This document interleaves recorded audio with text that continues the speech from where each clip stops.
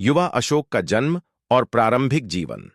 अशोक का जन्म चौथी शती में एक महान राजवंश के भीतर हुआ था। वे सम्राट बिंदुसार के पुत्र थे और बचपन से ही बहुत ही बुद्धिमान थे। उनके जीवन की शुरुआत बहुत कठिनाइयों और संघर्षों से हुई, लेकिन उनका व्यक्तित्व महान था। बचपन में ही अशोक ने शिकार और युद्ध के प्रशिक्षण लेना शुरू किया था, जिससे उनका जीवन युद्धों और शक्ति के साथ जुड़ गया था।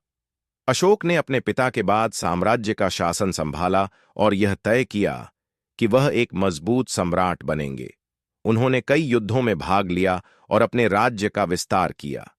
इन युद्धों ने उनकी शक्ति को और अधिक मजबूत किया, लेकिन साथ ही उन्होंने बहुत से निर्दोष लोगों की जान भी ली। उनकी यह संघर्षमय यात्रा उन्हें मानसिक रूप से बहुत प्रभावित करती है। एक समय आया जब अशोक ने कलिंग युद्ध का सामना किया।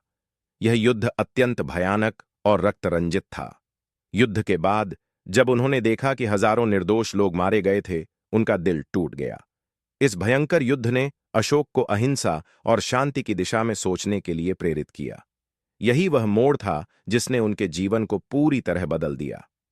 कलिंग युद्ध के बाद अशोक ने बौद्ध धर्म को अपनाया और यह निर्णय उनके जीवन का सबसे बड़ा मोड़ साबित हुआ।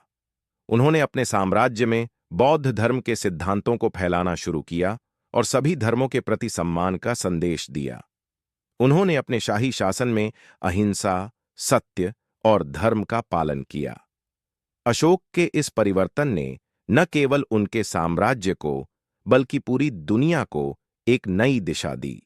धर्म, शांति और उनके योगदान का प्रभाव, अशोक के द्वारा किए गए कार्यों का असर न केवल भारत में बल्कि अन्य देशों में भी पड़ा। उन्होंने बौद्ध धर्म के सिद्धांतों का प्रचार किया और शांति का संदेश फैलाया। उनके समय में भारत में कानून और न्याय का एक नया रूप आया। उन्होंने धार्मिक सहिष्णुता, सामाजिक कल्याण और मानवाधिकारों के महत्व को उजागर किया। अशोक का धरोहर।